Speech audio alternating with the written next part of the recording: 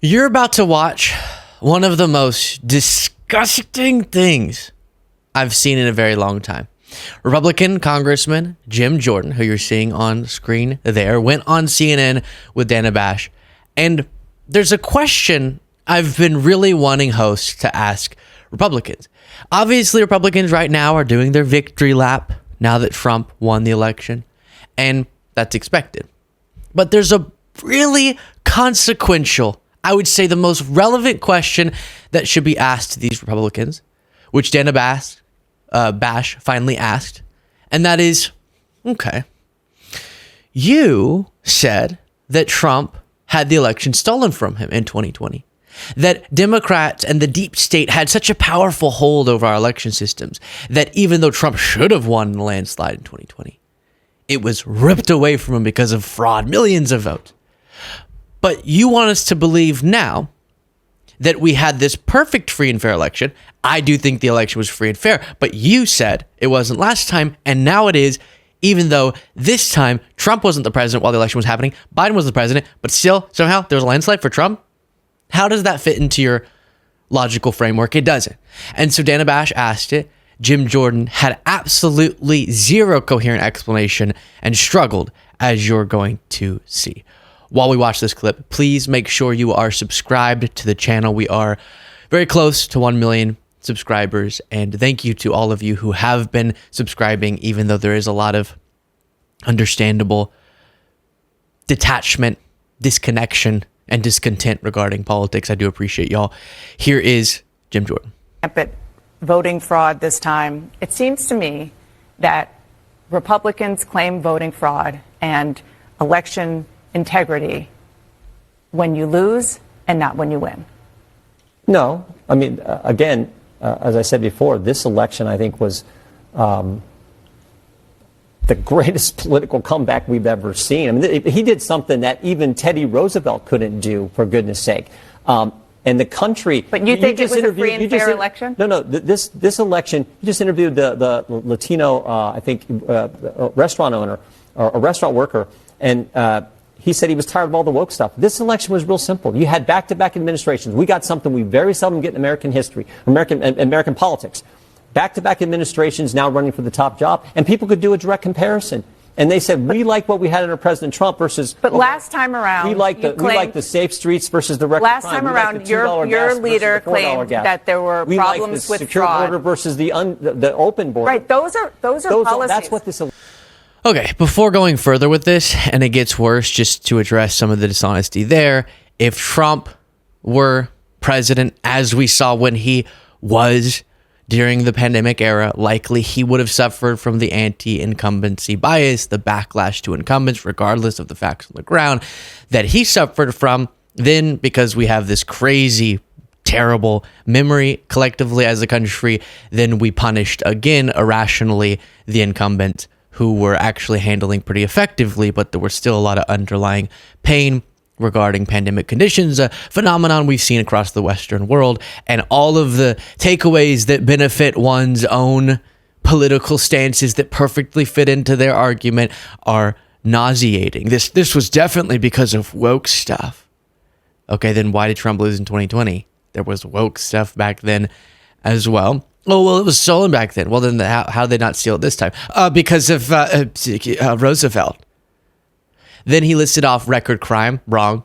Crime, we're actually safer, public safety-wise, currently, than we were any time under Trump. Crime has plummeted under Biden-Harris after they had to inherit a crime spike that Trump was overseeing.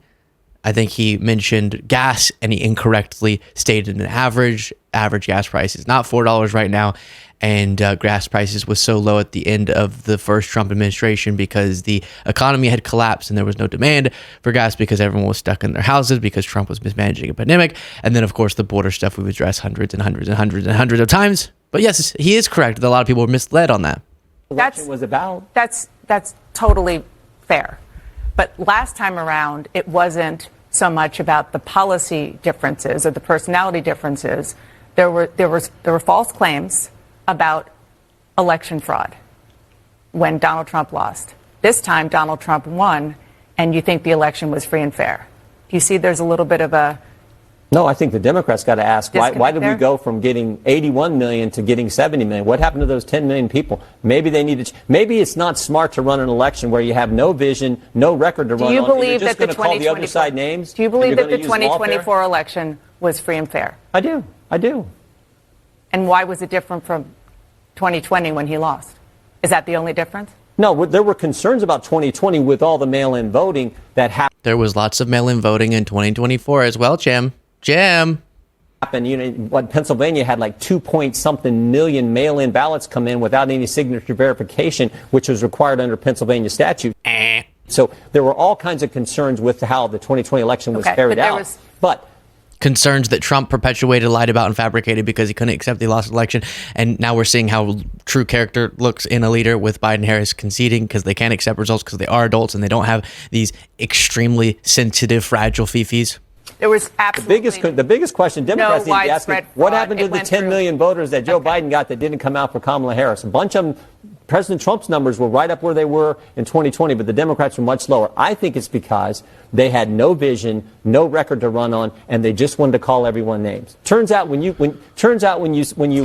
tell people, oh, you're fascist, racist, deplorable, garbage, they don't like that. And then when you use lawfare to go after their candidate, they don't like that either. All right, it's so hard to do these clips. Some of y'all will get mad when I keep pausing, but I have to address the lies. Otherwise, some MAGA person's going to watch and go, oh, see, he couldn't address they have no vision and record point or whatever. So obviously, Harris had a much more coherent policy vision than Trump ever did, underlying the factors we've been talking about now for the past couple of days that don't actually get to a rational reaction from the American public, but instead falling for a visceral reaction to very real pain that is being misdiagnosed, and yes, a lot of misinformation and following global trends, because unfortunately, people are subjected to those things often far more than an accurate assessment of the facts.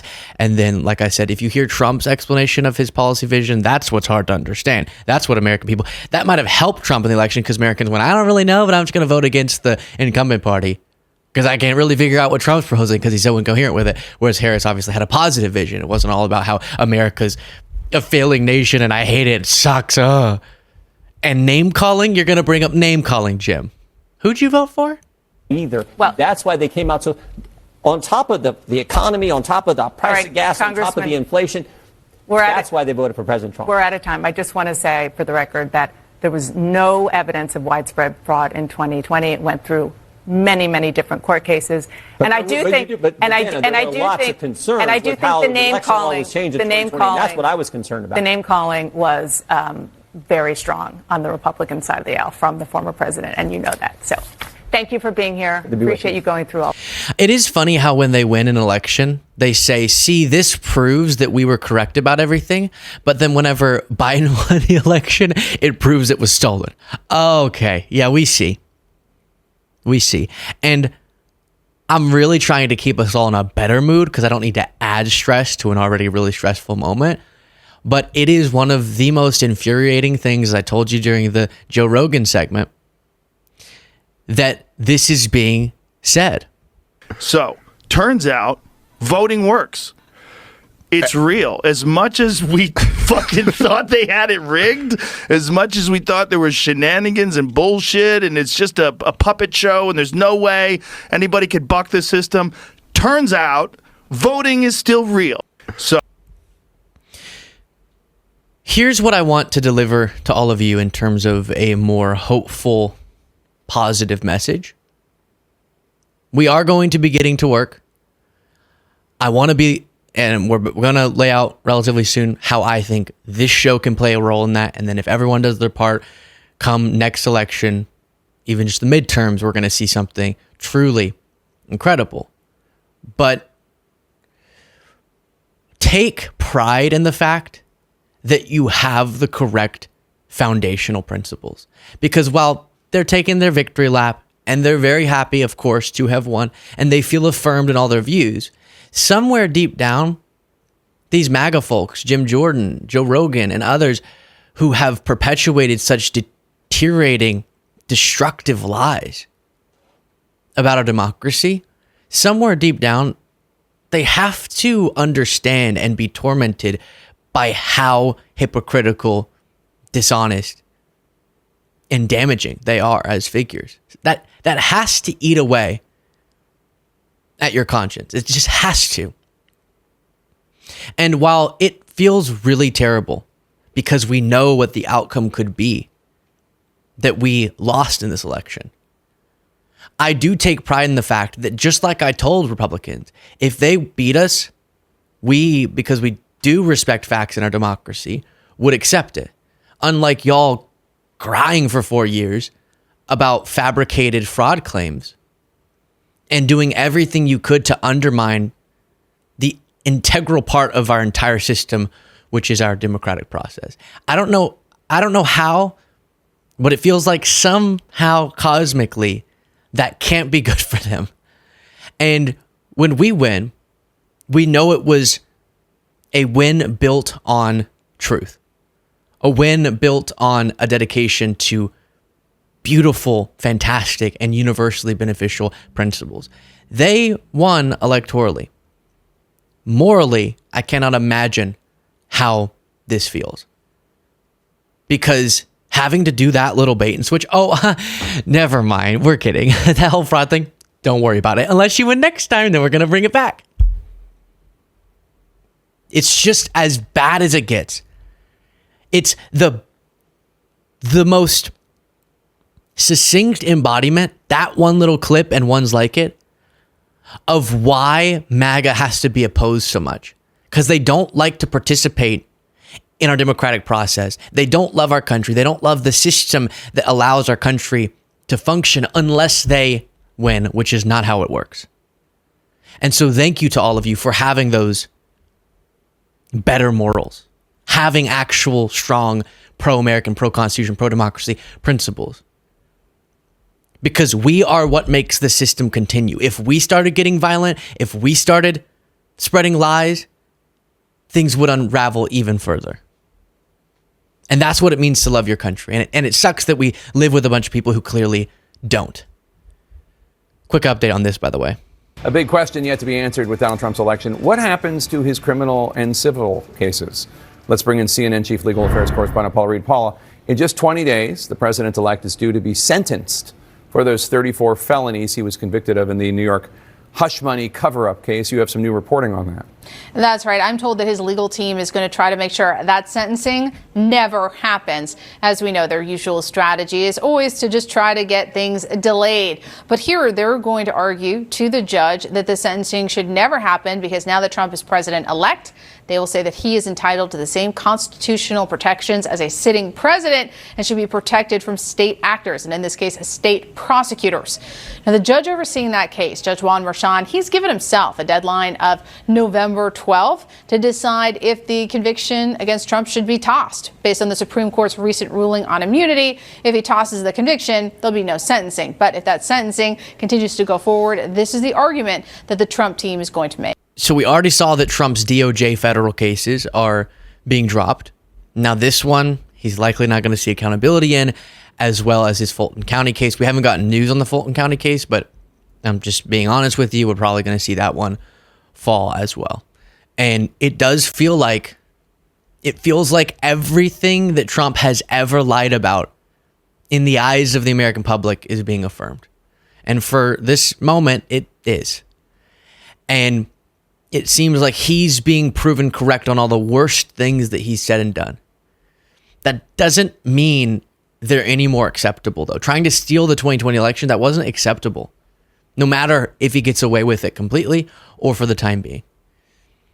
And so I've said this multiple times, but go back to history and look at the setbacks that the movements we retrospectively say were definitely the correct ones, the positive ones, the positive change-oriented ones.